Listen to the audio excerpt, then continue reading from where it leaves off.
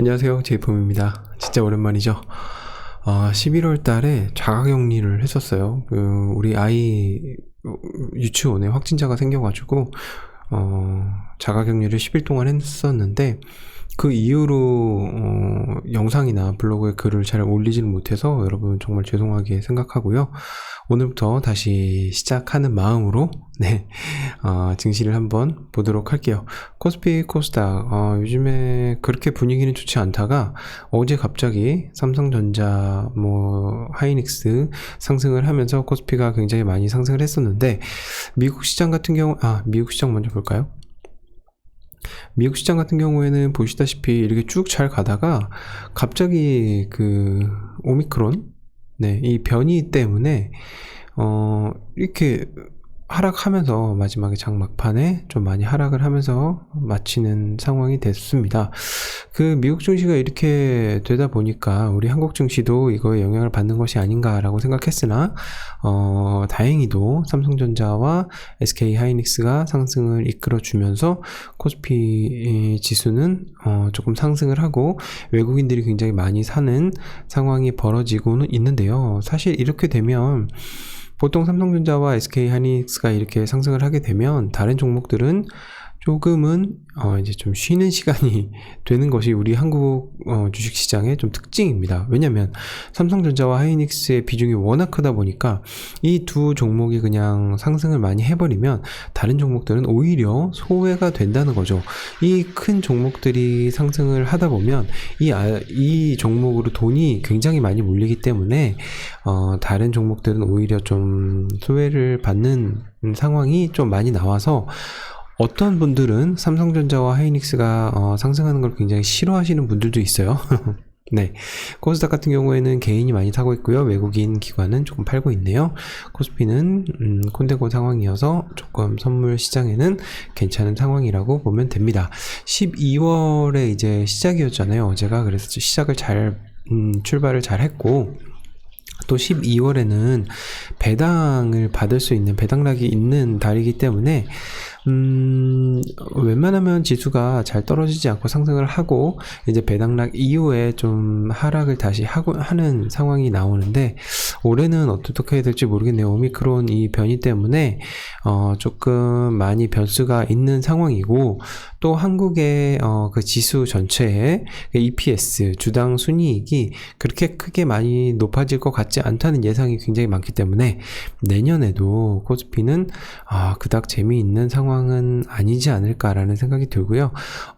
한 가지 좀 좋은 소식은 내년 1월에 LG 에너지 솔루션이 상장을 할 예정이니까 그것들을 통해서 조금 더 예수금이 많이 들어올 수 있지 않을까라는 생각이 조금 듭니다. 자, 상승한 종목을 보면 오늘은 조금 좀 원자재의 그 하락에 의해서 코스피는 좀 이런 선물 ETF, ETN, 인버스 쪽이 좀 강하고, 나머지는 뭐 그렇게 크게 상관할 건 아니고 SK 스퀘어가 조금 많이 상승을 하는 요즘 상황이에요.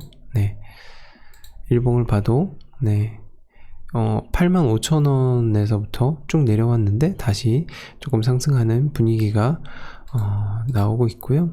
나머지 것들에 대한 상승은 그렇게 막 중요한 상승이 있는 것 같지는 않습니다.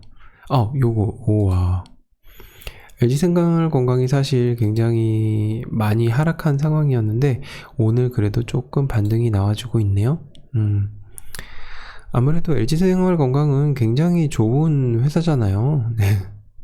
이 정도로 좋은 회사가 있습니까? 이렇게 계속해서 실적을 잘 내주는 회사는 그다지 많지는 않아요. 그리고 이 주식의 주가가 굉장히 많이 올라왔었잖아요. 네. 그러니까 조금은 이제 하락을 하고 숨고르기를 조금 하고 다시 상승할 수 있지 않을까. 결국에는 중국 시장에 대한 부분들이 어떻게 열리느냐에 따라서 중요한 건데, 제가 알기로는 중국 시장에 우리나라 영화 한 편이 개봉을 한다고 해서 한한령이 좀 풀리는 게 아닌가, 이런 기대감도 있는 것 같고, 그래서 게임주 같은 경우에도 많이 영향을 미칠 것 같고, 네, 그런 상황이네요. 그런 시장의 분위기네요. 네, 하락도 마찬가지로 원자재 부분들이 있고, 다른 하락하는 뭐 하이브가 조금 많이 하락을 했네요. 왜냐면 다시 변이 때문에 조금 문제가 될 수도 있으니까 다시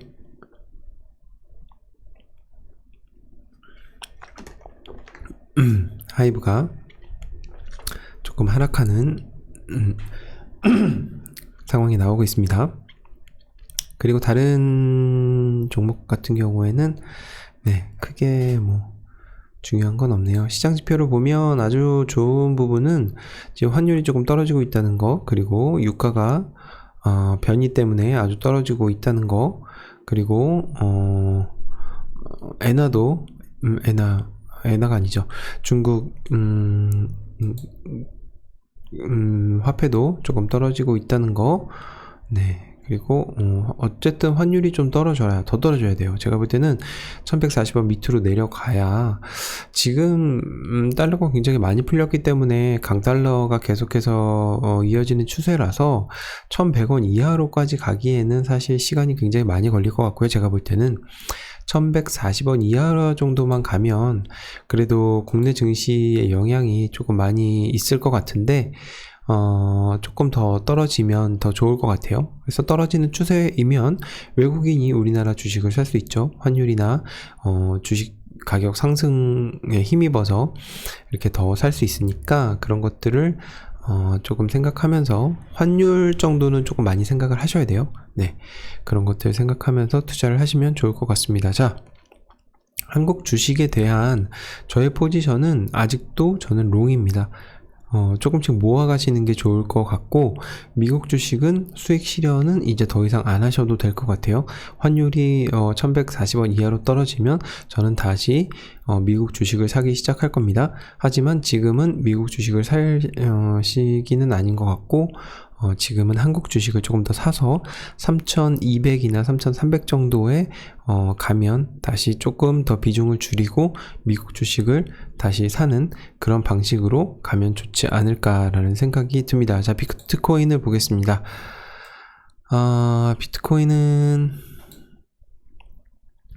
지금은 56,000달러 정도 가 있는데, 지금 전고점이 69,000달러였잖아요. 여기서 굉장히 지금 조금 많이 하락을 한 상태에서 25일, 99일, 100일선을 조금 터치하고 다시 올라온 상황인데, 이 100일선을 터치할 때마다 사실 올라온 거는 사실이에요.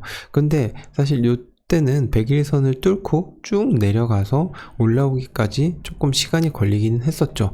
근데 지금도 100일선을 터치했기 때문에 이것을 지지선으로 삼아서 올라갈 것이냐 말 것이냐는 사실 이제 시장 참여자들, 그리고 비트를 갖고 있는 고래들이 영향을 많이 주겠죠. 저는 여전히 비트코인이나 다른 암호화폐는 롱 관점에서 가져가셔야 된다고 생각을 합니다. 오늘 좀 여기 되게 건조한가 봐요. 잠깐만요.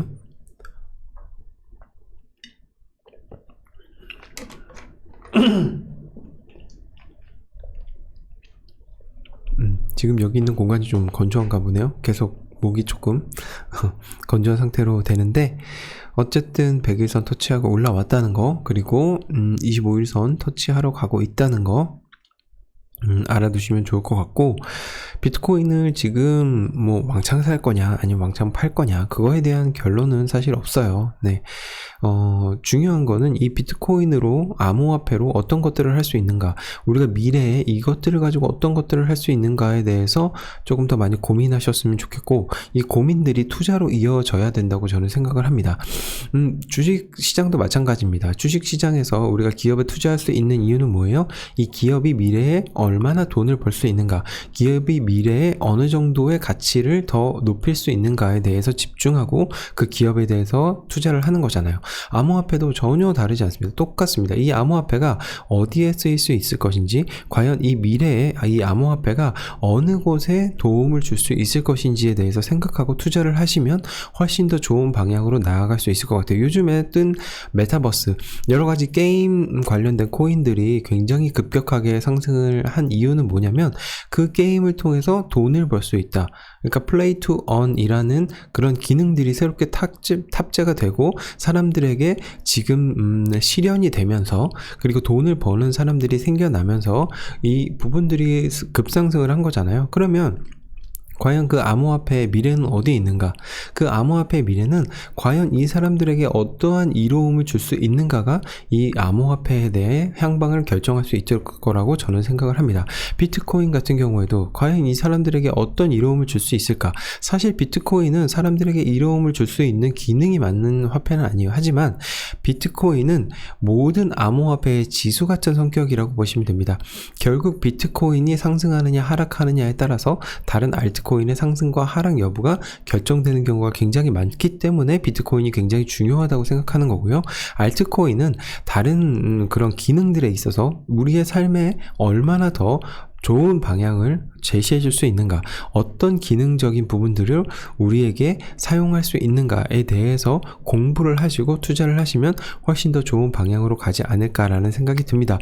지금 게임 관련된 코인에 뭔가 투자를 굉장히 섣불리 하시거나 큰 금액을 투자하시면 사실 조금 위험할 수 있다고 저는 생각을 합니다. 근데 이건 뭐 저의 개인적인 생각이니까요. 저는 예전부터 갖고 있던 코인이 있었기 때문에 지금 어느 정도 수익 실현을 하고 나머지 또 가지고 있지만, 지금 무언가를 투자를 한다면 저는 게임 관련된 코인들보다는 조금 더 큰 비중을 갖고 있는 시가총액 큰 코인들을 조금 더 늘려가는 게 지금 시간이 아닌가라는 생각이 듭니다. 자, 오늘 비트코인까지 말씀드렸고요. 국내 증시, 해외 증시에 대해서 입장에 대해서 말씀드렸습니다. 다시 한번 정리하면 한국 주식 지금 사서 모아야 되는 거고요. 미국 주식 수익 실현 그만하고 이제 조금 놔둘 때고요. 비트코인 언제든지 계속해서 분할 매수하실 때고, 게임 관련된 코인들은 급격하게 상승했으니까 조금 조정의 기간을 겹칠 거니까 지금 뭔가 크게 투자하기보다는 분할 매수 이런 것들로 대응하면 좋을 것 같다라는 저의 생각을 말씀드립니다. 언제나 공부를 하신 후에 투자하는 게 가장 중요하다고 생각하니까요. 우리 공부하면서 투자하면 좋겠습니다. 네, 오늘은 여기까지고요. 제이폼이었습니다. 고맙습니다.